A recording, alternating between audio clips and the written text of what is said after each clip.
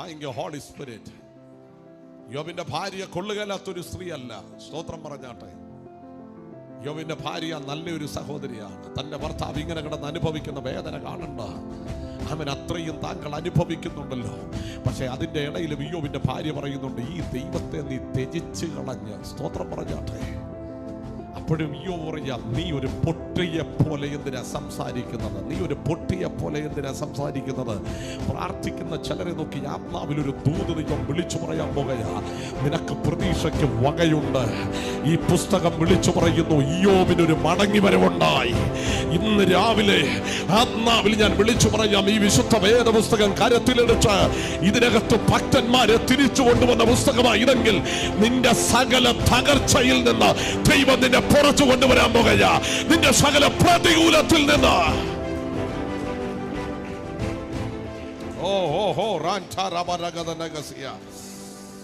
ഇപ്പോൾ പ്രാർത്ഥിക്കുന്നുണ്ടെങ്കിൽ സ്വീകരിച്ചിട്ട് പറയണം, എനിക്കൊരു മടങ്ങി വരവുണ്ട്, എനിക്കൊരു തിരിച്ചുവരവുണ്ട്. സ്തോത്രം പറഞ്ഞാട്ടെ. എനിക്കൊരു മാന്യതയുണ്ട്, എനിക്കൊരു ഉയർച്ചയുണ്ട്. എടാ, ദൈവം സ്നേഹിക്കുന്നവൻ അപമാനത്തിലൂടെ ചിലപ്പം കടക്കേണ്ടി വരിക, അപവാദങ്ങളിലൂടെ കടക്കേണ്ടി വരിക, ഒറ്റപ്പെടലിലൂടെ കടക്കേണ്ടി വരിക, ശോധനയിലൂടെ കടക്കേണ്ടി വരിക. അന്നൊരു പക്ഷെ കൂടെ നിൽക്കുമെന്ന് പ്രതീക്ഷിച്ച ആരും കൂടെ കണ്ടെന്ന് വരികയല്ല. നിന്റെ അപ്പൻ നിന്റെ കൂടെ കണ്ടെന്ന് വരികയല്ല, അമ്മ കൂടെ കണ്ടെന്ന് വരത്തില്ല. ആമേൻ. നിന്റെ രക്തബന്ധങ്ങൾ ആരും നിന്റെ കൂടെ നിന്റെ പരീക്ഷണ ഘട്ടത്തിൽ കൂടെ നിന്നെന്ന് വരില്ല. പക്ഷെ സ്വർഗത്തിനൊരു ദൂത് പറയാനുണ്ട്.